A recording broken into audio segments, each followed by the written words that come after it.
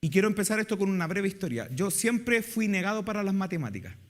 Siempre mi lado fue el científico humanista. Era el primero en leer las cosas. De hecho, puedo contar ahora con propiedad que cuando di la PSU, ahora ya es como, voy a recoger el carnet un poco, cuando tuve que dar la PSU, hice preuniversitario en matemáticas, hice preuniversitario en lenguaje, pero no hice preuniversitario en historia. Y estaba tan acostumbrado a leer que en matemáticas me fue horrible. En lenguaje me fue más o menos bien, ahí como que rindió un poco, y sin embargo en historia saqué la mejor calificación porque había un training, porque había lectura, porque había búsqueda de información.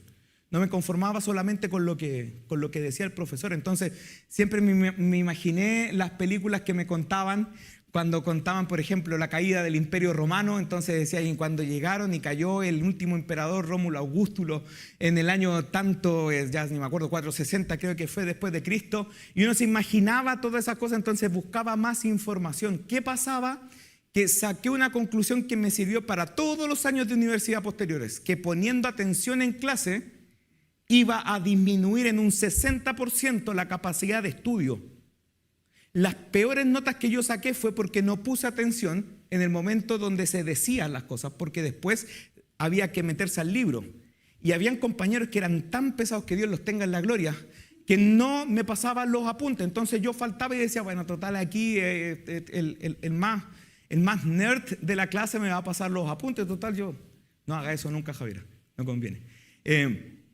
Entonces yo estaba en esa y trataba de comprarlos, de coimearlos, pero no siempre lograba mi objetivo. Cuando no lograba el objetivo, venía el examen y me preguntaban justo lo que yo no había puesto atención, y resulta que me sacaba una mala calificación por algo que perfectamente pude haber evitado cuando debí poner atención. ¿Me explico? Entonces, cuando Dios habla, cuando Él derrama una palabra, no es para que nosotros digamos, ah, sí, Señor, gracias, amén. No, sino que es para que nosotros pongamos atención. ¿Sí? Esa atención no es un correctivo, esa atención es una invitación para que nosotros podamos estar conectados a la fuente de vida eterna. De hecho, hay una parte, el apóstol Pedro, cuando estuvo con los discípulos y les dijo, los discípulos se estaban arrancando algunos porque tenía un grupo de 12. Nosotros siempre conocíamos los 12. Pero había otro grupo que era de 80 y había otro grupo que era de 500. Casi 600 personas. Y me recuerdo una película de Forrest Gump cuando iba corriendo, y después tenía toda la tropa de gente que siguiéndolo. Al principio lo seguía uno y después lo seguían como 20. Jesús empezó a darle un evangelio así bien puro, pero la gente se enojó y dijo, estas son palabras duras. ¿Quién va a soportarla? Y se le fueron los 500 y le quedaron los 12. Entonces Jesús se dio vuelta y le dijo, ¿y ustedes también se van a ir con ellos? Y ahí sale el apóstol Pedro cuando era discípulo y dijo, ¿a quién iremos si solo tú tienes palabras de vida? ¿Sabe? Aquí hay una premisa, se llama. El apóstol Pedro, el discípulo en ese entonces, no pudo haber sacado esa conclusión si no hubiera puesto atención a las palabras de Jesús. ¿Sí? Si hubiera dicho, no, es que bueno, ya, es que Jesús es Jesús nomás y total. No, sino que puso atención y se dio cuenta de que las palabras de Jesús tenían sentido. Cuando dijo, yo soy la vid y ustedes son los pámpanos, el que anda en mí, yo en él, este llevará mucho fruto, porque separados de mí nada pueden hacer. ¿Sí? Entonces, quiero en esta noche decirles lo siguiente. Hay un futuro glorioso que te está esperando, querido hermano. ¿Sí? Pero hay una tentación también que hay que advertir. La tentación es la siguiente. La tentación es que mientras la voz de Dios te está hablando, van a haber elementos distractores en la vida que te van a estar queriendo hablar fuerte para que tú no pongas atención a la voz de Dios. Es como cuando usted como madre o usted como hermano trata de llamar a alguien de su familia, pero hay tanto ruido ambiente que no puede, la persona no le escucha. ¿Sí? Entonces el que está al otro lado dice, habla un poquito más fuerte que no te entiendo. Entonces nosotros como hermanos, ahora en el plano material, nosotros como hermanos tenemos quizá hasta clave Morse de repente para saber qué es lo que estamos queriendo decir. De hecho es tanto en esto que mi hermana mayor me entiende lo que yo le quiero decir incluso cuando estoy comiendo. Yo estoy como con la boca llena y mi hermana, yo le digo a mi hermana, me dice, no, que quiere la servilleta. ¿Cómo se puede entender eso? ¿Por qué? Porque hay una conexión, y esto suena un poquito chistoso en esta parte, pero hay una conexión tal que en la misma relación aprendemos un lenguaje para poder desarrollar con esa persona y que la otra persona nos entienda. Entonces Dios quiere exactamente lo mismo con nosotros. Muchas veces nosotros en la vida nos vamos a sentir atribulados, nos vamos a sentir sin ganas de nada, nos vamos a sentir con pensamientos negativos, con pensamientos nocivos para el alma, pero Dios quiere que tú te vayas relacionando con Él en ese proceso, en ese trayecto. Cuando existe gente que está hablando muy fuerte, hay una voz de Dios que quiere que tú escuches, y esa voz de Dios es una voz que va a transformar todo tu corazón si tú dejas escuchar la palabra de Dios. Si tú pones atención a lo que Dios te está diciendo en este tiempo, la palabra del Señor dice que Él es aquel que nos llama de tinieblas a su luz admirable. Todo lo que venga de parte del Señor es algo que va a tratar de ser truncado por el sistema de este tiempo, va a tratar de ser truncado por tu trabajo, va a tratar de ser truncado por tu relación, va a tratar de ser truncado por tus pensamientos internos, va a tratar de ser truncado por gente que se burla de tu fe.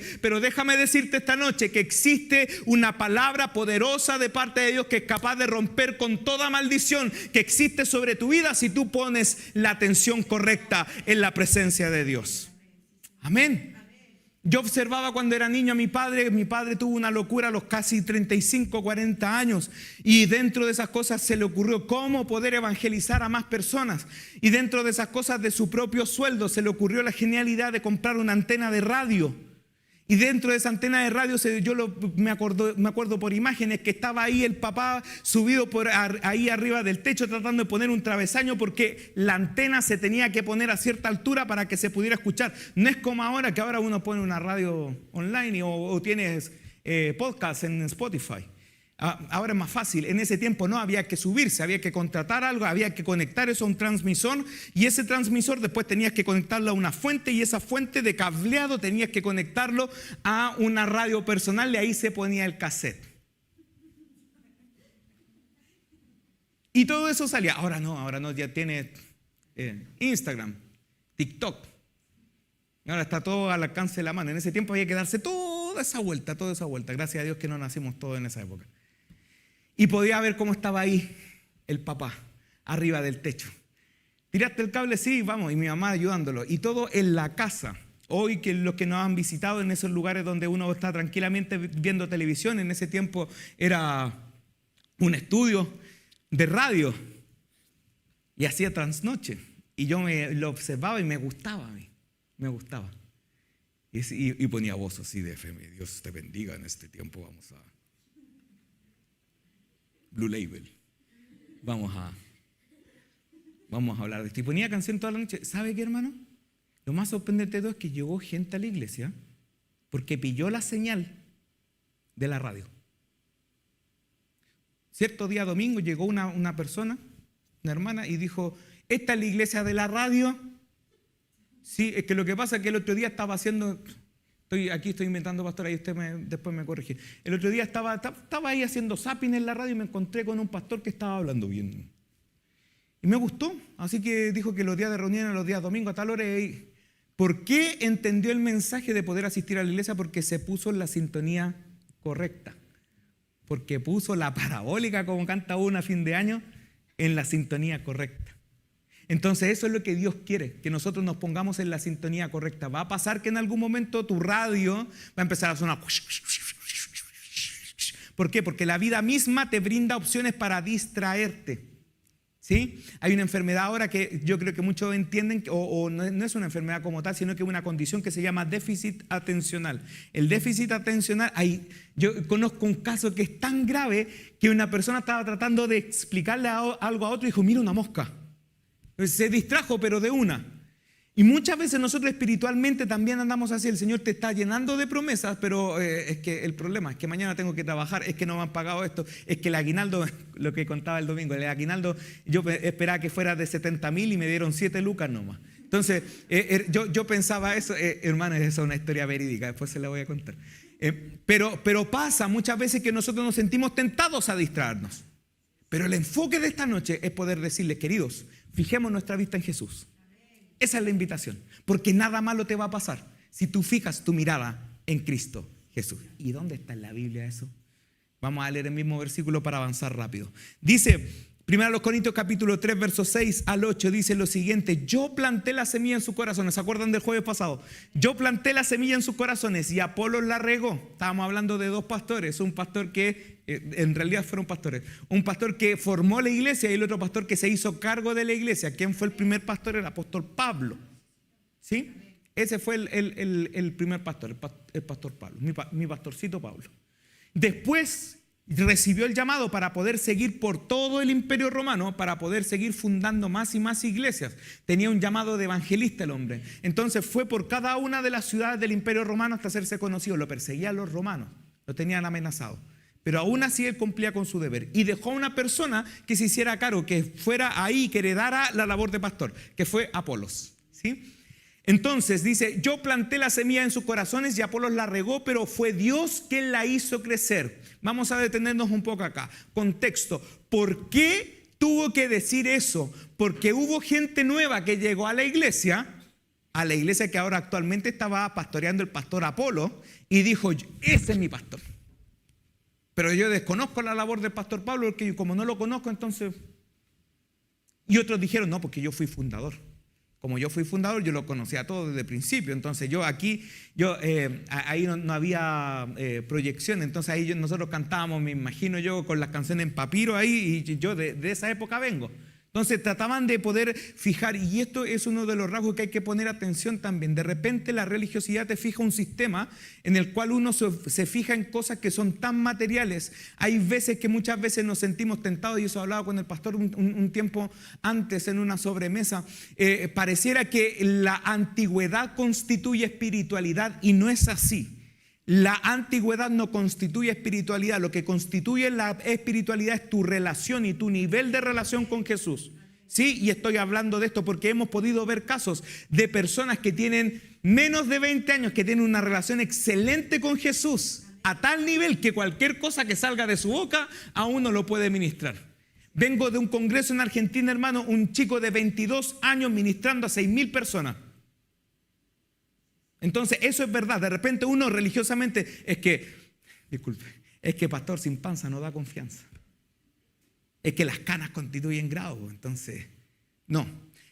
Lo que determina tu nivel espiritual es tu cercanía en la relación con Dios. ¿Sí? Entonces, estaba pasando ese problema en la iglesia. Algunos eran de Apolos y otros eran de Pablo. Entonces Pablo se enojó. Y no se enojó porque había gente que estaba en contra de él. Se enojó porque era una discusión sin sentido. Como era una discusión sin sentido, dijo, no se preocupen de esas cosas. Preocúpense de lo importante, de lo espiritual. Apolos hizo algo, yo hice esta otra cosa, pero ¿de quién es la iglesia? No es de ninguno de los dos. La iglesia es de Cristo. Él es el que da el crecimiento. Entonces dice, yo planté la semilla, Apolos la regó, pero fue Dios quien la hizo crecer. ¿Sí? Entonces aquí viene el versículo siguiente y avanzamos. Dice acá, el que planta, dice, no importa quién planta, ahí está, o quién riega, lo importante es que Dios hace crecer la semilla. ¿Sí? Y creo que tenemos un último versículo, sí, el 8, y dice, el que planta y el que riega trabajan en conjunto con el mismo propósito, y cada uno será recompensado por su propio arduo trabajo. ¿Sí? Aquí hay una promesa. Ya hay una promesa buena. Dice, cada uno será recompensado.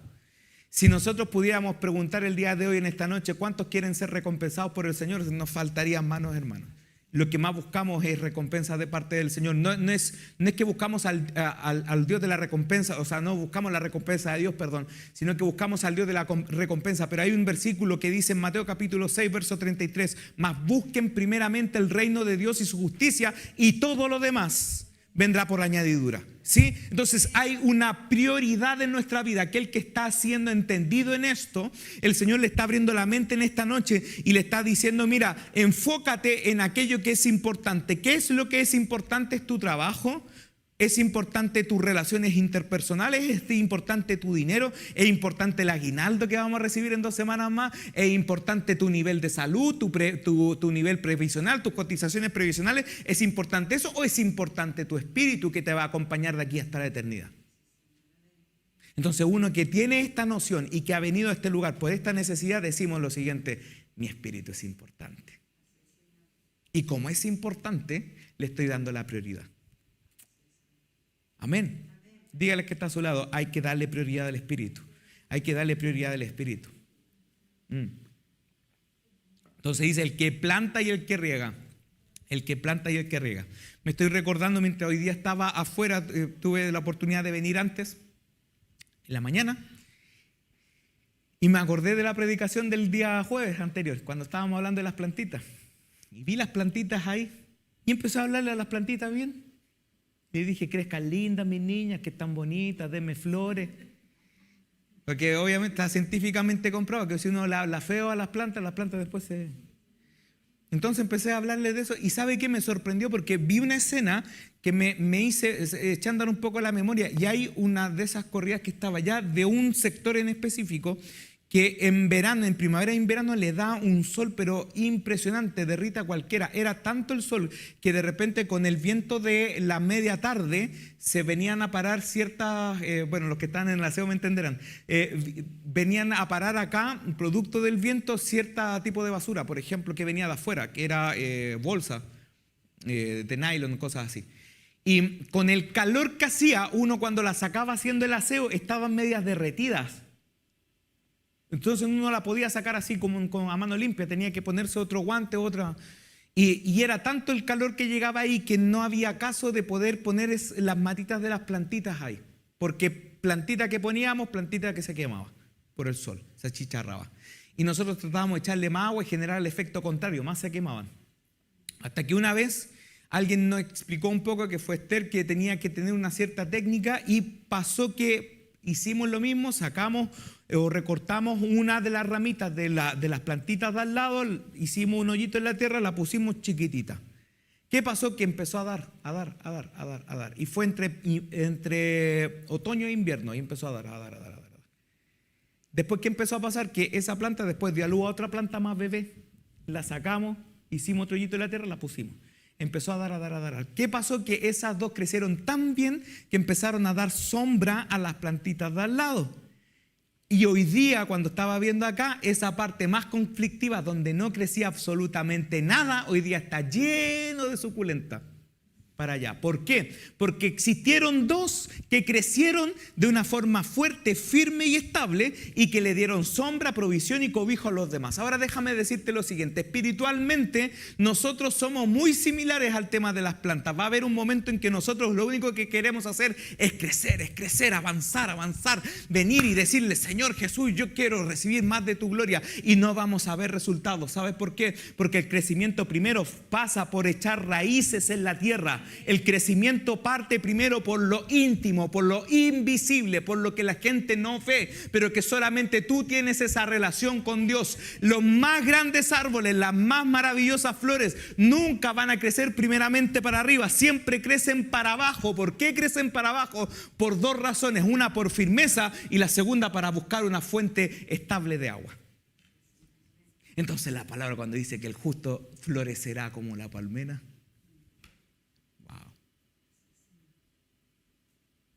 es tanto, yo sé que no hemos pillado con la escena en algún momento, es tanto que los árboles más frondosos, sobre todo acá en la ciudad, podemos ver que las raíces las tienen tan fuertes que incluso muchas veces van levantando las palmetas de la acera, de lo que es las veredas. No sé si alguien se ha dado... Yo cuando era niño me creía Freddy Turbina, y había una acá que estaba en una levantada que la ocupaba de rampa. Y llegaba y saltaba, y mi mamá me decía: anda a cobrar Avon. Y yo iba en la bicicleta, y ahí la canción de Freddy Turbina atrás. Y justo había esa parte, y yo ahí le ponía el acelerador, porque llevaba 6 meses más o menos de ¿cómo se llama? De aprender a andar en bicicleta, y ahí andaba, ocupaba. Y podía ver hasta el día de hoy, era una de las ramas más grandes que había visto, que era como del porte de esto. finalmente fue tanto que después empezó a levantar todas las otras veredas que estaban alrededor y tuvieron que cortar el árbol. Lo tuvieron que sacar porque estaba interrumpiendo el tema de la labor. Pero lo que sí recuerdo es que un árbol que está muy bien plantado y que está cimentado de una forma tal que no se mueve con nada, cuesta mucho arrancarlo de raíz. No sé si alguien me sigue en esto. Cuesta mucho sacarlo de raíz. ¿Sabe por qué? Porque está firme. Cuando está firme, no hay viento que lo mueva. No hay, por ejemplo, tsunamis que uno de repente ve en las noticias y ve que se cae todo, pero hay árboles que están ahí, que están firmes. Hay temblores. Nosotros cuando estuvimos en los incendios del sur también, habían árboles que, un incendio forestal era de bastante magnitud, pero habían otros que eran grandes y que no se incendiaron y que siguieron ahí. Y siguieron firmes y estables. ¿Por qué? Porque Dios, hermanos, cuando se trata del nivel espiritual, Dios nos da el crecimiento que nuestra vida necesita con una premisa. Y esta premisa es sí o sí la que nosotros necesitamos poner en nuestra vida si queremos crecer. La primera es que para crecer sí o sí necesitamos una relación con Dios. Ahora, la buena noticia de esto, la segunda, es que Dios no está enojado con nosotros para poder decir, no, tú no.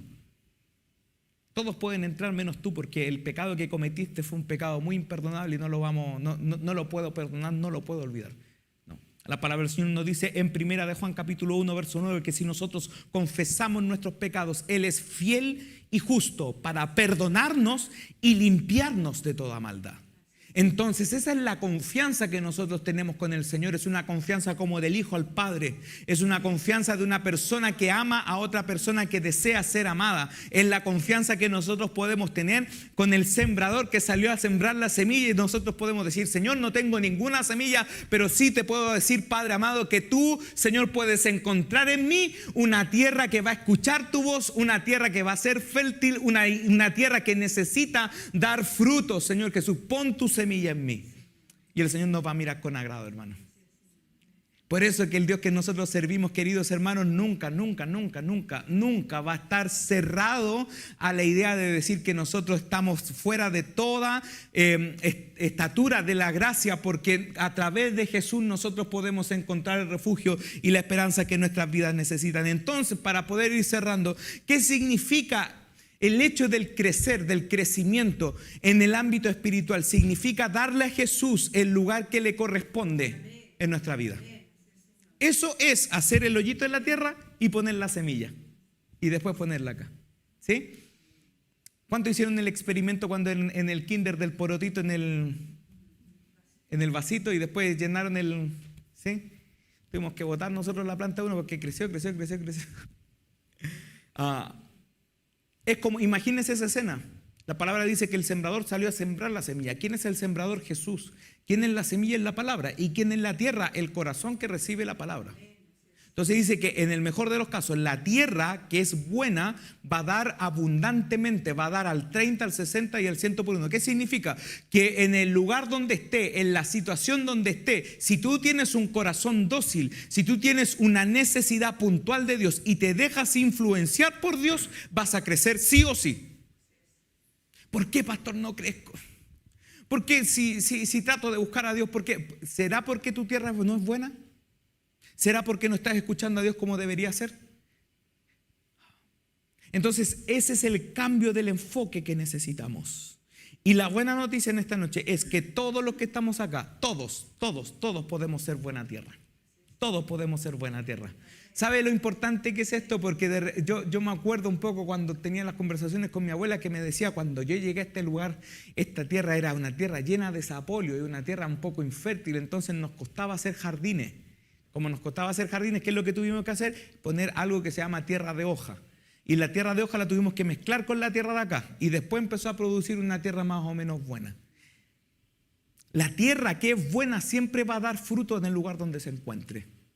Y yo pido al Espíritu Santo en esta noche, mi querido hermano, que Dios se te revela a tu vida y que pueda cambiar toda esa infertilidad de tierra que en algún momento se pudrió en una tierra fértil para su gloria. Que Dios pueda cambiar tu corazón y que pueda ser un corazón dócil para que tú puedas dar fruto al 30, al 60 y al 100 por uno. Que Dios pueda sacar toda la tristeza de tu corazón, que Dios pueda sacar toda la oscuridad de tu vida, que Dios pueda sacar todo aquello que te dificulta para poder andar y caminar de manera eficiente, de manera abundante y de manera próspera en la vida, porque Dios lo que quiere, queridos hermanos, hay una noticia tremenda: Dios quiere que tú crezcas. Dios quiere que tú avances. Dios quiere, querido hermano. Por eso que aquí hay un distractor muchas veces, hermanos, porque es que no me funcionan las cosas, es que no me resultan las cosas. Yo tenía una compañera en la universidad que a mí en un momento tuve una relación tan buena con Dios que cada vez antes del examen: Señor, por favor, ayúdame. Estudiaba así, ojo. Dios, ayúdame. Yo vi una persona que estaba con una crisis de fe y me dijo: qué bueno que Dios siempre a ti te contesta, a mí no. ¿Y por qué no te contesta? No, es que no sé, que el tema acá y no sé por qué me resulta y estoy perdiendo la fe. ¿Y será que tu corazón tiene buena tierra o está en un estado de putrefacción? ¿Qué te pasó? ¿Qué te hicieron? Me empezó a contar la historia de su vida y nos dimos cuenta ambos que faltaba una renovación con Cristo, una renovación con compromiso. Porque hay veces que nosotros nos sentimos tentados a mirar nuestra relación con Dios en base a los resultados. Entonces, si me resulta esto, es porque estoy bien con Dios. Pero si no me resulta, es porque Dios realmente me abandonó. Y ahí aprovecha el enemigo y la carne para decir: Dios no te ama. Entonces, por eso que Jesús dijo: yo soy la vid, yo soy el árbol, y ustedes son las ramitas. El que anda en mí y yo en él llevará mucho fruto, porque separado de mí nada pueden hacer. Amén. Entonces vamos rápido. ¿Qué es crecer? Es vivir de manera profética. Algunos quizás nos vamos a decir: no, que nos vamos a poner místicos. No. Crecer de manera profética es adelantarnos a lo que Dios quiere. Ahora, quiero decirte lo siguiente: mientras tú ves la raíz, mientras tú ves la semilla, Dios está viendo el árbol completo. Mientras tú estás viendo solamente, estás haciendo el primer hoyito en la tierra y estás insertando recién la primera semillita, Dios ya vio el árbol completo en ti. Entonces, vivir de una manera profética es vivir viendo el final, sabiendo el final, yendo para allá, ¿sí? Trabajando para allá. Entonces, si uno dice, por ejemplo, yo quiero entrenar mucho para ser un gran deportista, estoy viendo el futuro. Como estoy viendo el futuro, entonces estoy trabajando para convertirme en eso, ¿sí? Espiritualmente es exactamente lo mismo. Dios vio ya tu mejor versión y quiere que tú crezcas, pero la idea es que nosotros caminemos y andemos en fe. Porque en el Evangelio nos resulta eso que dicen algunos, que cuando Dios quiere dar, a la casa viene a dejar. Entonces uno se queda y se queda ahí. Vamos a esperar la bendición de Dios, porque es como el Amazon, como el AliExpress. Entonces viene como el Rappi. Y dice: aquí está tu bendición. No, hay que salir, hay que caminar, hay que andar. Entonces acá dice lo siguiente: vivir proféticamente. Vamos a irnos a 1 Corintios Génesis, capítulo 14, verso 3 y 4. Dice: en cambio, el que profetiza fortalece a otros, los anima y los consuela. La persona que habla en lengua se fortalece a sí misma, pero el que dice una palabra de profecía fortalece a toda la iglesia. ¿Por qué? Porque te está recordando quién eres tú en Cristo. Te está recordando que tú eres importante. Te está diciendo que tú eres el árbol frondoso que Dios quiere hacer. Ya vio Dios lo que ya eres o lo que tú vas a hacer. Entonces, cuando decimos la palabra profética, esto no es para asustarse, hermano, ni tampoco para alimentar el misticismo. Vamos ahí a poder ver de alguna manera cómo lo abarcamos esto en algún discipulado. Pero la persona dice que habla lengua se fortalece a sí misma, pero el que dice una palabra de profecía fortalece a toda la iglesia. O sea, profetizar no es adivinar el futuro. Profetizar es decir lo que Dios ya está diciendo de ti. Entonces, cuando uno te dice, es que la palabra dice: yo te redimí, te puse nombre, mío eres tú. Cuando pases por las aguas no te van a negar, y cuando pases por el fuego no te va a quemar. Y hay alguien que recibe esa palabra y que está con necesidad, está profetizando. ¿Sí? Vamos a poner en práctica esto bien facilito. Dígale a alguien de confianza: tú vas a ser un gran árbol. Tú vas a ser un gran árbol. ¿Alguien lo cree? Tú vas a ser un gran árbol. ¿Sabes? Los mejores árboles son aquellos árboles que no se caen.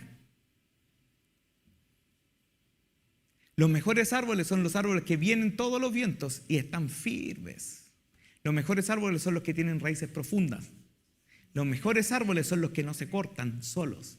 Los mejores árboles son los que permanecen aún a pesar del viento. En el sur, los que tenemos la oportunidad de ir al sur, los árboles mientras más grandes, el viento más sopla en la noche y pareciera como que silbaran. Yo al principio tenía un poquito de miedo porque decía, mira mamá, ese álamo se va a caer. No, déjalo nomás, si son así. Y como que pareciera que al otro día están chascones, pero empezó. Mamá, ¿quién está silbando? Están penando. No, es un árbol, mijo, déjelo. Y ahí está. Y al otro día están firmes. Están firmes. Había un álamo en casa que tuvieron que cortarlo en 2 años seguidos porque no seguía dando y seguía dando y seguía dando. Y seguía creciendo y era ya parte de la postal del lugar, porque foto que uno sacara, en los años 30 estaba el árbol, en los años 50 era como Benjamin Button, pero en árbol. Y estaba en el 2000, en el 2010 siempre estuvo ahí. Y yo recuerdo que una vez le pregunté a alguien, este árbol estuvo en el terremoto del 60 en Chillán, sí, y no se cayó.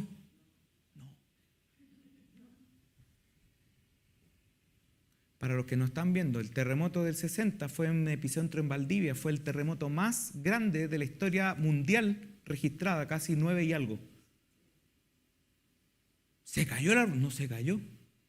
¿Sabe cómo tuvieron que botarlo? A hachazo limpio. Se demoraron, la gente se cansaba porque el árbol era grande. Entonces la palabra cuando dice que nosotros tenemos que crecer, nunca vamos a crecer de una forma que no sea aferrarnos a Cristo Jesús. Esa es la roca más fuerte.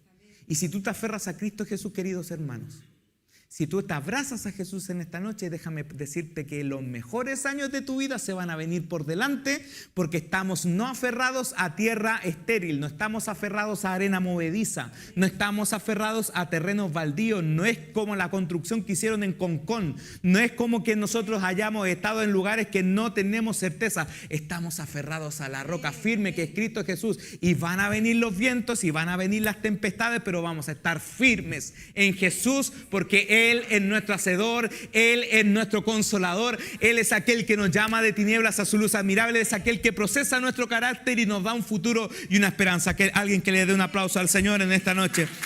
Amén. Vamos a saltarnos un par de líneas, queridas. Vamos a ir a Isaías capítulo 43, verso 19 y ya estamos cerrando. Dice el profeta Isaías lo siguiente, dice, he aquí que yo hago cosa nueva. ¿Qué significa crecer? Significa prepararse. Diga conmigo, prepararse. Prepararse. Cuando usted va a recibir visitas en la casa, no lo va a recibir con las pantuflas y con el pijama, sino que lo va a recibir con la mejor. Algunos cambian hasta los platos de la casa. ¿Sí o no? No le dé ese tazón, que ese tazón está la insignia ahí del equipo favorito. No, pon estos que están acá, que tiene aquí y parece ahí, ponemos lo mejor y sacamos lo mejor. Yo conocí el caso de una persona que cambiaba hasta los manteles de la mesa y era como todo bonito, todo maravilloso. Ponemos lo mejor de nosotros, es prepararse. ¿Sí? Cuando nos dicen, van a haber visitas en la casa, prepara lo mejor. Póngase bien, vístase bien, dé una buena impresión, dé una buena imagen. Eso es prepararse. Cuando usted está en un trabajo y le están pidiendo una tarea específica, usted no dice, bueno, ya la voy a cumplir mañana, si total igual me van a pagar. No, uno trata de cumplirlo bien, ¿sí? Porque es prepararse. Entonces acá cuando dice Isaías capítulo 43 verso 19, aquí hay una parte, un versículo muy lindo, pero también que indica un desafío de preparación. Dice, he aquí yo hago cosa nueva, pronto saldrá la luz, no la conoceréis. Dice, otra vez abriré camino en el desierto y ríos en la soledad.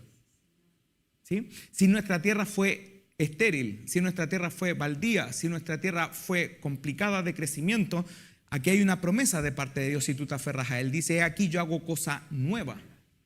¿Qué significa? Que el Señor va a cambiar la tierra que existe en tu jardín y va a poner una tierra nueva. Dice, pronto saldrá la luz, no la conoceréis, otra vez abriré camino en el desierto y ríos en la soledad. Había una laguna cerca de Santiago, que es la laguna de Aculeo. Esa laguna se secó hace 10 años atrás. Con todas las lluvias ahora, salió una postal muy linda. Tuve la oportunidad de verla. Nosotros hicimos, yo recuerdo esa laguna porque nosotros hicimos 2 o 3 retiros de jóvenes ahí, en el tiempo donde podíamos decir que éramos jóvenes, en ese tiempo, y ahí era el lugar, era el centro de atracción de la región metropolitana, porque la mayoría de la gente, si no iba para la playa, iba para allá. Se hacía deportes náuticos. Y era una tristeza terrible ver todo eso, cómo eso se secó. ¿Qué pasó ahora con las lluvias grandotas? Una de las postales que trajo, que fue como más bien de las bonitas, porque de las feas uno vio mucha cosa, aluvión y todo el tema. Pero eso fue una de las cosas buenas que trajo la lluvia, que volvió el agua. Volvió el agua. ¿Qué pasó con la gente que estaba ahí? Algunos entre vecinos se echaban la culpa. No es que tú tienes palto, no es que tú pusiste un bosque de eucalipto y eso tragó toda la tierra. Y se empezaron a echar la culpa entre ellos. Pero dentro de las noticias que tuve la oportunidad de ver, cuando apareció esa postal de la laguna otra vez con agua, la gente reaccionó y dijo, vamos a tener que trabajar y hacer algo para mantener esta laguna, porque es muy lindo. Ya a nosotros se nos olvidó lo que era la laguna llena de agua. Entraron en razón.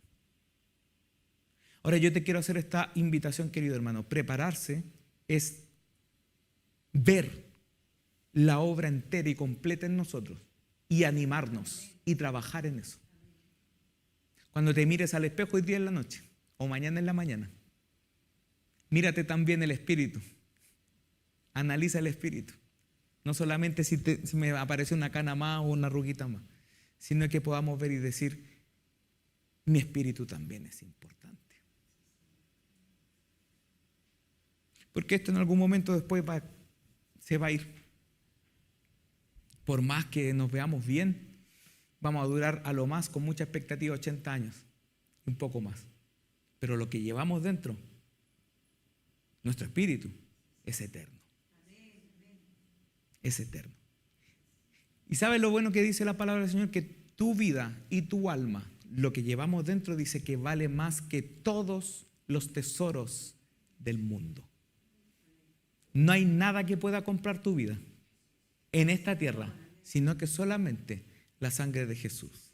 Por eso que nosotros nos aferramos a ese lugar y estamos en esa conexión con el Señor diciendo, Señor, queremos aferrarnos a ti para que tú nos des, Señor Jesús, el crecimiento que nosotros necesitamos. Póngase de pie, mi querido hermano. Póngase de pie. Póngase de pie.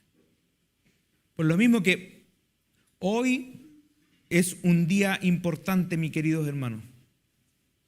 Efesios capítulo 4, verso 15 dice lo siguiente.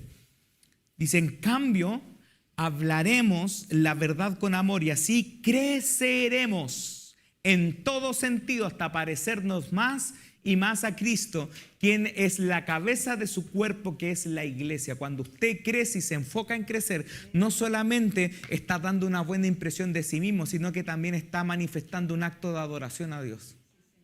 ¿Sí? Porque todo lo que quiere un padre de su hijo es que su hijo crezca. De repente cuando uno ve que los hijos después ya no están así, sino que están arriba, dice, ¿en qué momento crecieron? Y uno como que se pone nostálgico. Pero si una persona no creciera correctamente y no creciera y estuviera con una enfermedad, uno como padre se preocuparía, ¿no es verdad? Entonces, claramente la intención y puedo aventurarme un poco más en esto. Si les preguntara a cada padre o cada madre que está acá, ¿cuántos quieren que sus hijos sean mejores que ustedes en la vida? Yo creo que más de alguno diría que sí. Que alcancen lugares que yo no pude alcanzar, que puedan ir a lugares donde yo no pude ir, que puedan tener las oportunidades que yo no tuve y que puedan crecer y avanzar en la vida todo lo que yo no pude avanzar. El deseo de Dios para ti, para tu vida, es que tú puedas crecer, que tú puedas avanzar, que tú puedas ser alguien exitoso, pero por sobre todo que puedas ser alguien que pueda avanzar en la vida, pero teniendo a Cristo en el corazón. Amén. Quiero invitarla ahí a que pueda inclinar su rostro y vamos a orar.